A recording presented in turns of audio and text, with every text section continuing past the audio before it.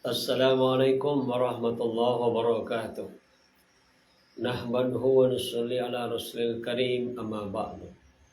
Faqad qala Allah ta'ala fi kitabil karim ba'da a'udzu billahi minasy syaithanir rajim. Bismillahirrahmanirrahim. Ya ayyuhalladzina amanu taqullaha wa qulu qawlan sadida yuslih lakum a'malakum wa yaghfir lakum dzunubakum. Wa may yuti'illaha wa rasulahu faqad faza fawzan 'azima. Wa qala Nabi sallallahu alaihi wasallam ma uhiya ilayya an ajmal malah wa akum minat tajirin wa akum minat tajirin wa akum minas sajirin wa bud rabbaka hatta ya'tiyakal yakin. Hadirin yang dimuliakan oleh Allah Subhanahu wa taala, semua manusia di atas muka bumi ini menginginkan kebahagiaan. Seluruh manusia ingin bahagia. Kalau kita lihat ingin bahagia, maka mesti kita ikut kepada Rasulullah Sallallahu Alaihi Wasallam. Sunnah yang paling besar di dalam agama ini adalah sunnah memikirkan orang lain. Karena Nabi katakan manusia ini mati sesuai dengan kebiasaan. Bagaimana kebiasaan Nabi Muhammad SAW, hari-hari beliau memikirkan umat. Bagaimana umatnya ini selamat daripada neraka, masuk surganya Allah Subhanahu wa taala. Itulah fikir daripada Rasulullah SAW. Bahkan Nabi berpikir bagaimana seluruh manusia yang terakhir kali lahir di atas muka bumi ini, dia memiliki la ilaha illallah Muhammadur Rasulullah. Inilah hari-hari Nabi Muhammad SAW memikirkan umat. Maka kita lihat ketika Nabi Muhammad SAW beliau sakaratul maut.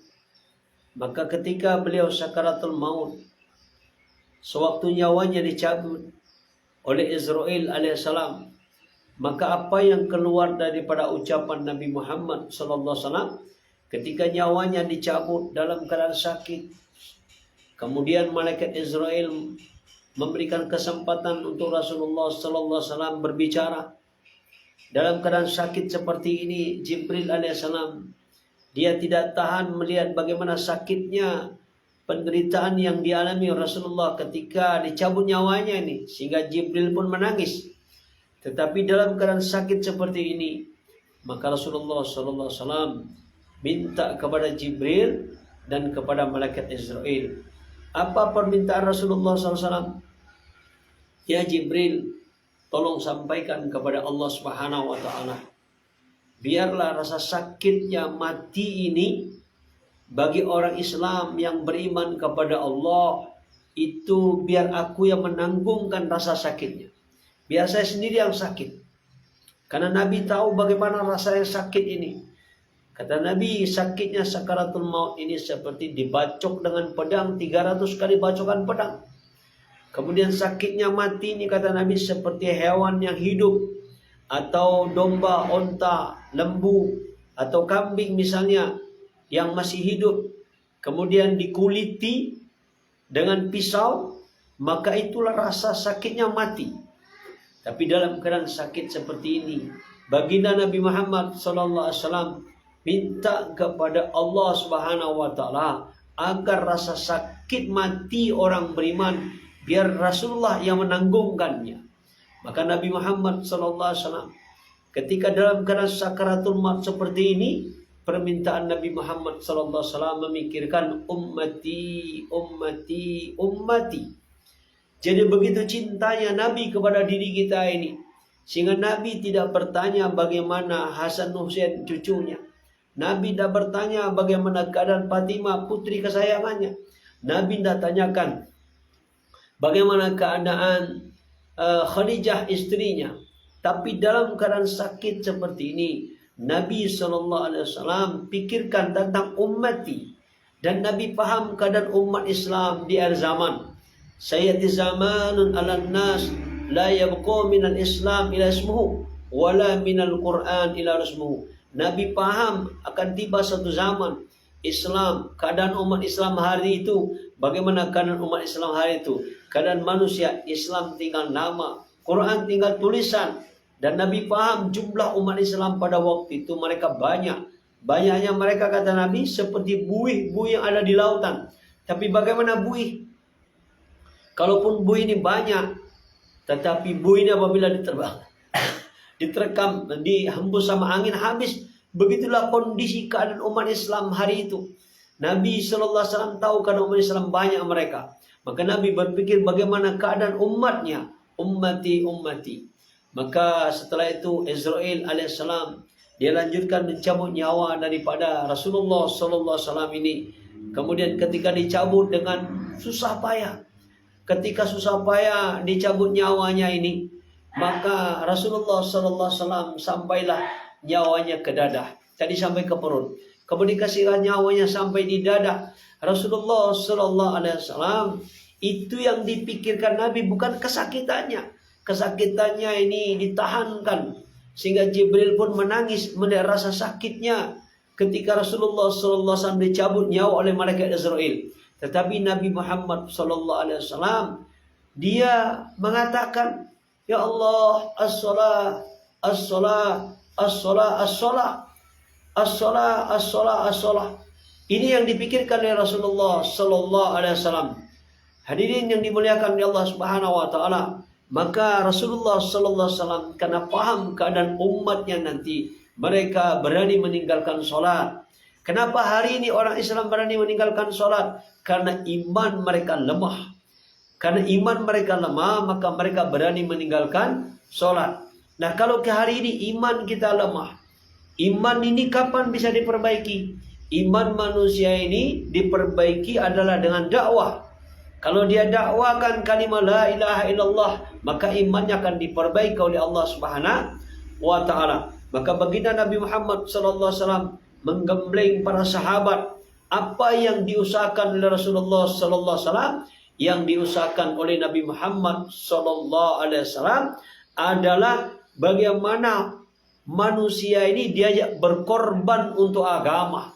Kalau manusia sudah diajak berkorban untuk agama, maka manusia ini Allah Subhanahu wa taala akan berikan hidayah. Allah Subhanahu wa taala akan tanamkan di dalam diri manusia ini kecintaan kepada apa yang dikorbankan. Maka inilah Rasulullah sallallahu alaihi wasallam, dia paham keadaan umat akhir zaman. Maka umat akhir zaman akan berani terang-terangan mereka meninggalkan perkara yang paling penting, yakni perkara salat. Jadi hadirin yang dimuliakan Allah Subhanahu wa taala, maka kita tengokkan dengan diri kita hari ini. Kalau seandainya hari ini orang sakit jasmani, maka orang ini mesti dibawa ke rumah sakit. Tapi kalau orang hari ini sakit rohaninya, maka mesti rohaninya ini diperbaiki di masjid. Nabi membina sahabat di masjid. Apa makanannya? Dikasih taklim, zikir, solat, baca Quran, tausiah agama, tahajud, salat tahajud, salat witir. Ini makanan-makanan daripada rohani. Maka kalau makanan rohani ini diberikan di masjid, insya Allah kalau dia keluar daripada masjid, maka dia akan disembuhkan oleh Allah Subhanahu wa taala daripada penyakitnya ini. Coba kita lihat hari ini. Orang-orang hari ini bagaimana ingin memperbaiki umat, ingin mengajak umat ini baik, ingin selamat. Tetapi caranya tidak cara Rasulullah sallallahu alaihi wasallam. Maka apa yang terjadi? Bukan penyakit sembuh, malah bertambah penyakit. Kenapa? Nabi membina sahabat adalah di masjid. Adalah di masjid. Di dalam masjid Nabi membina sahabat, dikasih makanan. Itu tahun 96. Tahun 96 kita tulis. Kita ajak dia berobat. Berobat kemana? Bukan ke rumah sakit. Berobat kemana? Bukan ke pondok pesantren. Berobatnya ke masjid. Diajak berobat ke masjid di daerah Pamulang sana. Setelah 3 hari dikasih makanan rohaninya ini, maka pulang ke rumah, ketika mendengar azan, gitu ini langsung loncat dia. Kata kawannya, ya gitu, dulu aku tahu siapa engkau ini. Jangankan sholat fardu, kadang-kadang Jumat pun Idul Fitri, Idul Adha engkau enggak sholat. Maka kata gitu, saya ikut orang-orang Masjid Jami Kebun Jeruk, Jamaah Tabligh namanya. Saya dulu diajak mereka, beberapa hari yang lalu saya diajak mereka iktikaf di masjid selama 3 hari 3 malam. Maka inilah hasil daripada 3 hari 3 malam, Allah rubah kehidupan saya. Maka kata kawannya, kalau begitu saya juga bisa berubah. Kalau ikut mereka misalnya itikaf di masjid, insya Allah maka 25 orang artis Indonesia ini diajak oleh kita tulis, alhamdulillah berubah. Nah, hari ini kita ingin memperbaiki keadaan umat hari ini, maka umat hari ini diajak mereka bermujahadah, bersusah payah di masjid, itikaf di masjid. Dan ini sudah terjadi. Bagaimana kisah seorang artis Didi Sulaiman tahun 2002. Alhamdulillah beliau ikut rombongan-rombongan dakwah ini, ikut-ikut 3 hari, maka Allah rubah. Bahkan alhamdulillah sekarang Didi Sulaiman sudah menjadi ustaz. Allah rubah kehidupannya. Jadi hari ini kalau kita ingin umat Islam diperbaiki oleh Allah Subhanahu wa taala, maka perbaiki rohani kita ini. Kalau perbaiki rohani kita ini, maka insya Allah iman kita akan ditingkatkan oleh Allah Subhanahu wa taala. Kembali kepada kerisauan Nabi Muhammad sallallahu alaihi wasallam. Ketika nyawanya ditarik lagi dengan perlahan oleh malaikat Israel sampai ke tenggorokan. Ketika sampai tenggorokan Rasulullah sallallahu alaihi wasallam, maka diberikan daripada kesempatan untuk berbicara. Maka setelah itu Rasulullah sallallahu alaihi wasallam berbicara tentang wanita ini, an-nisa, an-nisa, an-nisa. Nabi memikirkan wanita karena Nabi paham bahwa kemajuan daripada agama ini 90% bergantung daripada wanita.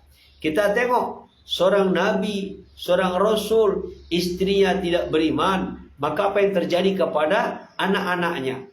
Anaknya pun ikut-ikutan kepada ibunya, ikut menentang daripada bapaknya. Itu Nabi Nuh alaihissalam. Istrinya tidak beriman, maka anaknya pun Kan'an ikut-ikutan tidak beriman. Nabi kenapa memikirkan wanita? Karena kata Nabi, penghuni neraka ini sebagian besar mereka adalah kaum wanita. Maka mesti kita hari ini tanda sayang kepada diri kita, sayang kepada istri kita. Kita ajak juga istri kita berkorban untuk agama. Kita ajak juga dia ada pengorbanan. Karena semakin banyak kita korban untuk agama, maka kita akan semakin sayang kepada agama. Semakin sayang kepada agama, maka semakin kita dimudahkan untuk mengamalkan ini agama. Maka kenapa dalam program dakwah ini ada 3 hari, ada 40 hari, ada 4 bulan. Kadang-kadang orang nanya, "Tak, mana dalil daripada dakwah 3 hari?" Oh, gampang. Jangankan 3 hari, 1 detik pun ada dalilnya. Sa'atan fisabilillah. Kata Allah, sa'atan fisabilillah khairum min ibadati haji mabrur 50 marrah. Sesaat, kata Nabi, kamu berjuang mendakwakan agama di jalan Allah Subhanahu wa taala lebih baik daripada kamu menunaikan ibadah haji yang mabrur 50 kali ibadah haji yang mabrur. Jangankan 3 hari. Kemudian bagaimana dengan hukumnya 1 hari? 1 hari pun kata Nabi ada dalilnya. Yauman fisabilillah khair min alfi yaum fi siwahu. Kata Nabi, siapa yang berjuang di jalan Allah 1 hari di jalan Allah, itu lebih baik daripada 1000 hari kamu di rumah kamu. Kamu di rumah kamu zikir, baca Quran, solat sunnah, solat malam, solat tahajud, kemudian solat fardu. Maka kata Nabi, 1 hari orang berada di jalan Allah itu lebih baik. Begitu juga bagaimana dalilnya pagi hari, sore hari. La ghadwatun aw ruhatun fisabilillah. Kata Nabi, sepagi, sepetang kamu di jalan Allah, ghairu minad dunya wa ma fiha. Apalagi 40 hari. 40 hari ini, mana dalilnya? Dalil 40 hari ini, Nabi SAW katakan, siapa yang sholat berjamaah 40 hari 40 malam, tanpa ketinggalan takbiratul imam, maka Allah akan berikan 2 keuntungan. Di dunia akan dibebaskan sifat munafik, nanti di akhir akan bebas sifat daripada asap nerakanya Allah Subhanahu wa taala. Lantas 4 bulan. 4 bulan itu apa? 4 bulan ini untuk menghilangkan kemusyrikan, kemunafikan yang ada dalam diri kita ini. Coba buka surah At-Taubah ayat 2. Di sana Allah katakan, berangkatlah, kamu berjuanglah di jalan Allah Subhanahu wa taala selama 4 bulan. Maka kalau ulama-ulama dulu, Sunan Kalijaga mereka bernyanyi. Kata orang Sunan Kalijaga, katanya, berangkatlah kamu patang sasi selama 4 bulan. Ojo mulai patang sasi. Mila-mila kemudian kamu keliling-keliling dari mau jujur desa ke desa, dari desa ke desa, dari lorong ke lorong, dari kampung ke kampung. Jangan pulang 4 bulan. Maka kita 4 bulan itu apa? Untuk pertama untuk mengamalkan agama, mengamalkan perintah Allah Subhanahu wa taala. Karena perintah dakwah ini adalah perintah Allah Subhanahu wa taala. Kalau kita laksanakan perintah Allah Subhanahu wa taala, kita akan dapatkan pahala yang besar di sisi Allah Subhanahu wa taala. Jadi hadirin yang dimuliakan Allah Subhanahu wa taala, inilah kerisauan daripada Rasulullah sallallahu alaihi wasallam yang belum ada di dalam diri kita hari ini. Kemudian Rasul katakan manusia dibangkitkan sesuai dengan kebiasaan. Nanti di akhirat Rasulullah sallallahu alaihi wasallam memikirkan umat, maka ketika di akhirat pertama kali dibangkitkan oleh Allah malaikat Jibril, Israel, Mikail, kemudian ini malaikat yang besar yang lain, malaikat Malik akan dibangkitkan oleh Allah Subhanahu wa taala. Kemudian Allah katakan, coba kau bangunkan Rasulullah sallallahu alaihi wasallam. Jadi nanti di akhirat manusia yang pertama kali dihidupkan oleh Allah Subhanahu wa taala adalah Nabi Muhammad sallallahu alaihi wasallam. Ketika Nabi Muhammad sallallahu alaihi wasallam dihidupkan oleh Allah Subhanahu wa taala, maka Rasulullah sallallahu alaihi wasallam ketika matinya nanyain umat, maka ketika dibangkitkan nanti sesuai dengan matinya memikirkan umat, maka Rasulullah sallallahu alaihi wasallam tanya kepada Jibril, "Ya Jibril, aina ummatki?" "Ya Jibril, di mana umatku?" Jadi Nabi tidak tanya istrinya, tidak tanya anaknya, Nabi tidak tanya daripada cucunya, tapi Nabi tanya, "Ya Jibril, aina ummati?" Bagaimana keadaan umatku? Kata Jibril, "Tenang saja ya Rasulullah, tenang saja ya Rasulullah." Maka Rasulullah sallallahu alaihi wasallam ketika di padang mahsyar, Rasulullah sallallahu alaihi wasallam kemudian satu-satunya manusia yang boleh berkata-kata kepada Allah Subhanahu wa taala di padang mahsyar adalah Nabi Muhammad sallallahu alaihi wasallam. Maka Rasulullah sallallahu alaihi wasallam kemudian dia sholat. Satu manusia yang boleh sholat hanya Nabi Muhammad. Mereka sujud. Ketika sujud dengan sujud yang panjang, maka selesai daripada sholat, maka Allah Subhanahu wa taala tanya kepada Muhammad sallallahu alaihi wasallam, "Ya Muhammad, apa yang kau inginkan? Yang kau inginkan apa? Syafaatmu atau yang lain-lain?" Kemudian Nabi sallallahu alaihi wasallam mengatakan, "Ya Allah, berikan syafaat kepada umatku." Hari ini hadirin, sunnah Nabi ini kita sepelekan. Contoh misalnya makan dengan tangan kanan. Kemudian kalau makan jangan ada yang tersisa. Kalau satu butir nasi tersisa, kata Nabi, itu setan yang mengikuti diri kita. Dia akan kenyang 40 hari 40 malam. Bagaimana kalau hari-hari kita makan, kadang-kadang bukan satu butir nasi lagi, puluhan butir nasi kita buang. Padahal Allah katakan, "Wala tattabi khutuwati syaitan, innahu lakum aduwwun." Jangan kamu ikuti langkah-langkah setan. Karena kata Allah, setan adalah musuh yang nyata kepada diri kamu. Nah, inilah Rasulullah sallallahu alaihi wasallam minta syafaat kepada Allah Subhanahu wa taala. Akhirnya Allah Subhanahu wa taala kabulkan. "Ya Muhammad, aku berikan lisensi kepadamu orang-orang yang ketika hidup di dunia mereka mencintaimu. Kemudian orang menghidupkan sunnah nabimu, maka berikanlah syafaat kepada mereka." Jadi sesuai dengan hadis Nabi Muhammad sallallahu alaihi wasallam, Nabi katakan, "Kullu ummati yadul jannata illa man aba." Kata Nabi, semua umatku akan masuk surga illa man aba, kecuali ada orang yang tidak mau. Maka Nabi katakan, "Qala man ata'ani dakhala jannah wa man asani faqad aba." Siapa yang mau mengikuti aku, kata Nabi, dialah orang yang mau masuk surga.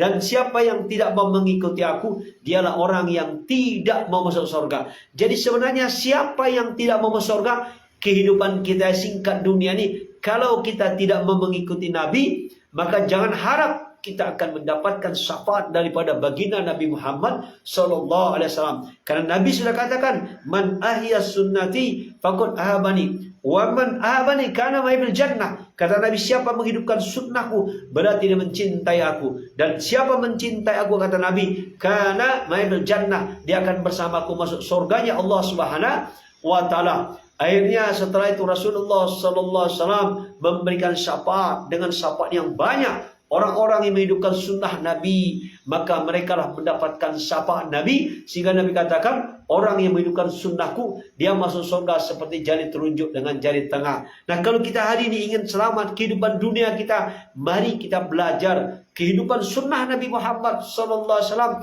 dari bangun tidur sampai tidur kembali. Dan sunnah yang paling besar adalah memikirkan agama. Hari ini agama seperti anak yatim piatu. Hari ini agama kita tengok, hari ini agama hanya main-main saja. Kapan agama digunakan? Kadang-kadang di pernikahan.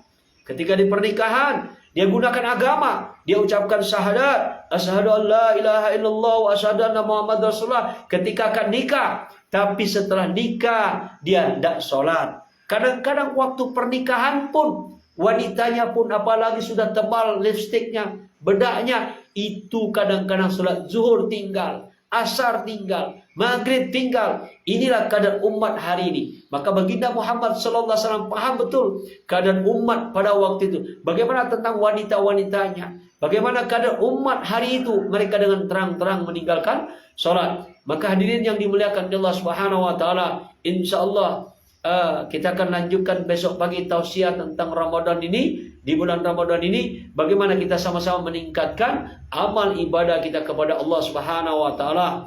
Kemudian lebih dan kurang, kalau ada yang benar itu datang dari Allah Subhanahu wa taala. Kalau ada yang salah itu atas dasar kebodohan saya sendiri. Saya mohon ampun kepada Allah Subhanahu wa taala dan mohon maaf kepada jamaah sekalian. Insyaallah nanti kita akan lanjutkan, di lain waktu kita akan lanjutkan. Kemudian kita akan sama-sama merenungkan nasib diri kita dan tentang agama kita ini, yang mana hari ini agama kita diinjak-injak. Yang menghancurkan agama kita bukan orang lain, adalah diri kita sendiri. Subhanallah wa bihamdi, subhanakallahumma wa bihamdika, asyhadu an la ilaha illa anta, astaghfiruka. Assalamualaikum warahmatullahi wabarakatuh.